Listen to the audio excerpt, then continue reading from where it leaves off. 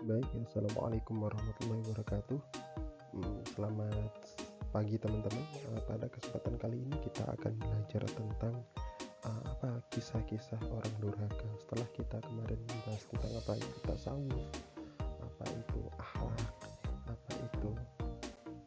apa akhlak terpuji. Maka di sini kita harus belajar tentang kisah-kisah orang terdahulu untuk apa? Untuk mengambil ibrah atau manfaat. Ya, kita harus belajar tentang kisah-kisah orang, terutama orang-orang durhaka. Selanjutnya, kisah-kisah dalam Al-Quran. Dalam Al-Quran, selain terdapat tentang akidah, akhlak, hukum, ibadah, dan juga muamalah, serta ilmu pengetahuan, juga terdapat sejarah atau kisah-kisah nyata dari umat terdahulu yang kemudian oleh para ulama dikelompokkan menjadi kisah-kisah dalam Al-Quran. Jadi nanti banyak ulama-ulama yang mengelompokkan berkenaan tentang kisah dalam Al-Quran. Ini sesuai dengan surat Yusuf ayat 111. Laqad kana fi qasmihim ibratun lil albab ma kana hadithan yuftara walakin tasdiqan ladzi bayna yadayhi wa tafsilan likulli syai'in wa hudan wa rahmatan liqaumin yu'minun. Sungguh pada kisah-kisah mereka itu terdapat pengajaran bagi orang-orang yang punya akal. Al-Quran bukan cerita yang dibuat-buat, tapi membenarkan kitab-kitab sebelumnya dan menjelaskan sesuatu sebagai petunjuk dan rahmat bagi orang-orang beriman. Dalam ayat ini menunjukkan bahwa dalam Al-Quran itu terdapat kisah-kisah umat-umat terdahulu, yang mana kisah-kisah ini harus dijadikan sebagai ibrah atau pengajaran bagi siapa? Bagi orang-orang yang berpikir, bagi orang-orang yang punya akal. Maka kita sebagai manusia yang dianugerahi oleh akal, maka bagaimana kisah-kisah yang sudah termaktub dalam Al-Quran itu kita jadikan sebagai pelajaran bagi kita, karena kisah-kisah dalam Al-Quran bukan cerita yang dibuat-buat, kisah-kisah yang sifatnya nyata yang membenarkan kitab-kitab sebelumnya. Makanya banyak kisah-kisah dalam Al-Quran yang mana itu sudah ada di kitab ini, sudah ada di kitab Taurat dan sebagainya, karena memang tugasnya adalah membenarkan, menguatkan dari kitab-kitab terdahulu. Selanjutnya, kisah-kisah dalam Al-Quran berdasarkan pelakunya. Man'a Qataton membagi kisah-kisah dalam Al-Quran menjadi 3 bagian. Yang pertama adalah kisah para nabi terdahulu, kisah yang berhubungan dengan kejadian pada masa lalu, dan orang-orang yang tidak disebutkan kenabiannya. Banyak surat Luqman, kemudian banyak kisah-kisah dalam Al-Quran itu. Kemudian kisah-kisah yang terjadi pada masa Rasulullah. Ini salah satunya adalah kisah-kisah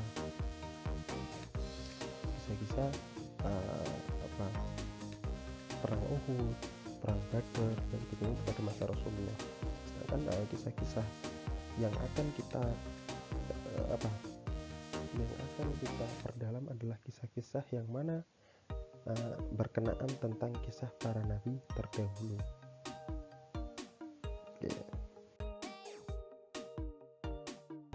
Kisah orang durhaka, dan hal ini kisah Qarun dan kisah Firaun.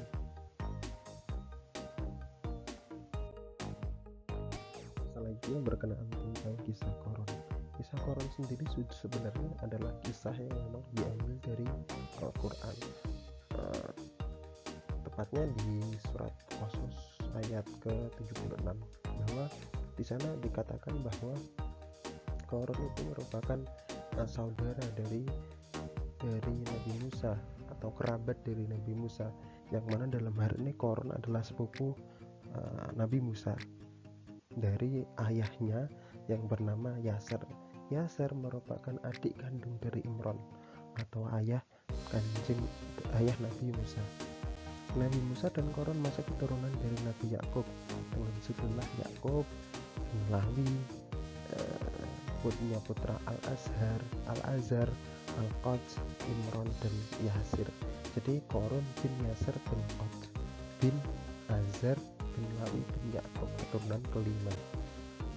Pada awalnya Korun itu seorang yang miskin, banyak anak, akan tetapi Korun itu alim dan paling banyak membaca Taurat.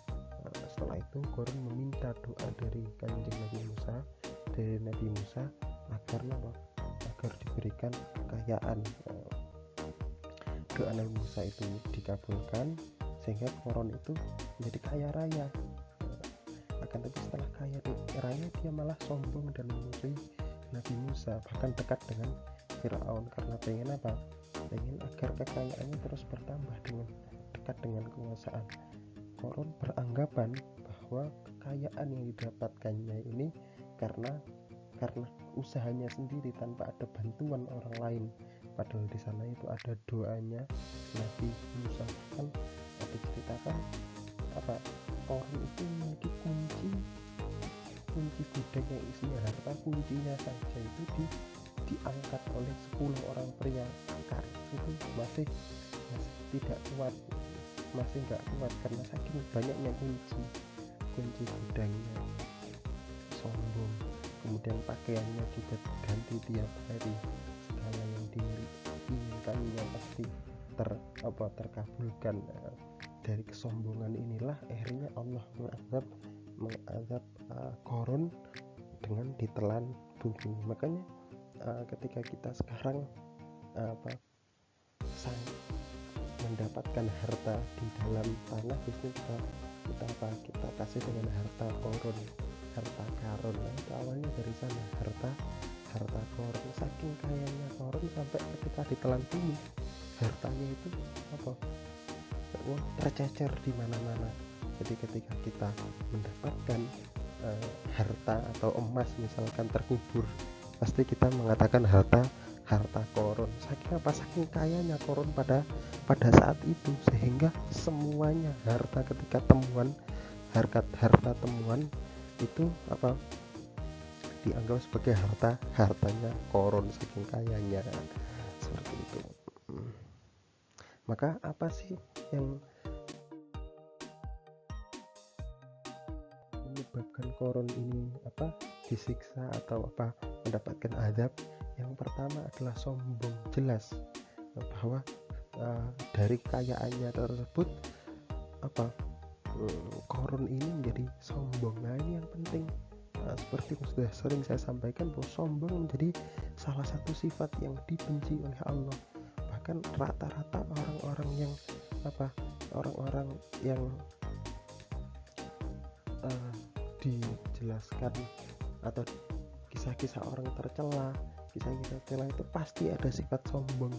Mulai dari Fir'aun, Korun, Daqyanus, kemudian Namrud, itu sombong semua itu. Kemudian sampai pada Azazil dan lain sebagainya itu sombong. Kemudian tamak. Tamak ini juga penting, bahwa nalurinya manusia itu pasti memiliki sifat tamak. Ketika kita tidak menguasai, pasti sifat tamak itu yang akan menguasai kita. Contoh, kita dikasih kiriman 300.000, pasti akan merasa kurang. Dikasih 500.000 kurang, dan 1 juta kurang. Ya itu sifat tamak, itu selalu merasa kurang dan ingin terus sampai tidak ada batasnya. Yang selanjutnya adalah pelit, tidak mau memberi pada orang lain. Padahal di dalam harta orang yang kaya ada jatahnya orang miskin. Asalnya adalah riya, memamerkan kekayaan atau sesuatu yang dimiliki. Ini juga yang dimiliki Korun. Hasud, iri, dengki yang berakibat pada perbuatan fitnah. Selanjutnya hikmah yang dapat kita ambil dari kisah Korun ini adalah yang pertama, menjauhi sifat sombong. Ini penting karena segala kisah orang durhaka adalah berawal dari namanya sombong. Sadar bahwa seluruh usahanya bukan hanya dari dirinya sendiri. Yang kita tahu bahwa Korun itu menganggap bahwa segala usahanya dari dirinya sendiri. Kita harus ingat bahwa ada doa orang tua, ada doa orang-orang yang mencintai kita dalam kesuksesan kita, dalam harta kita.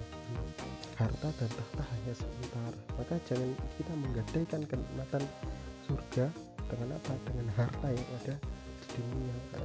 Yang selanjutnya adalah mewaspadai kekayaan yang menjerumuskan. Maka di sini banyak orang-orang sufi yang mengatakan berdoa agar dia miskin.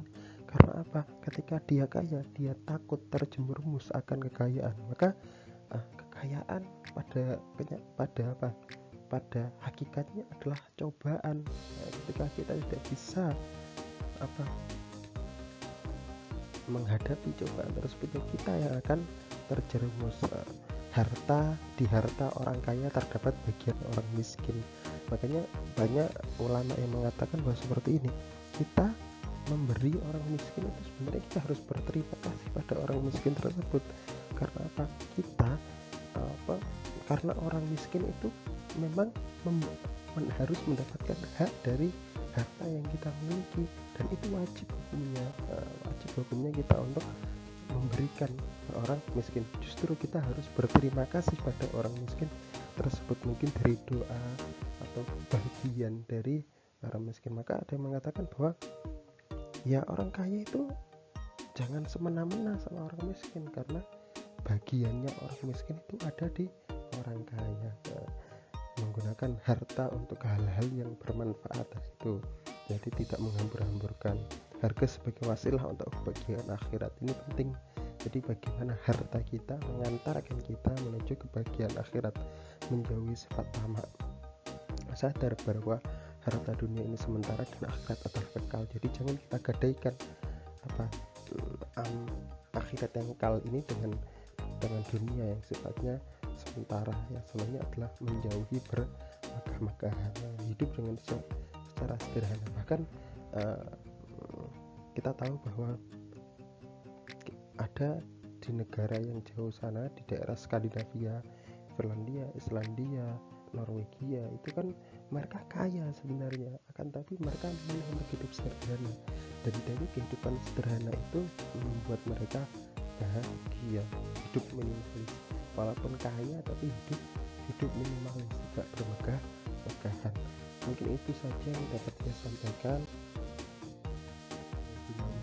Pada pertemuan selanjutnya kita akan membahas tentang kisah-kisah Firaun. Kita tutup kegiatan presentasi pada hari ini.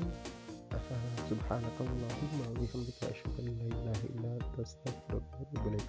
Wassalamualaikum warahmatullahi wabarakatuh.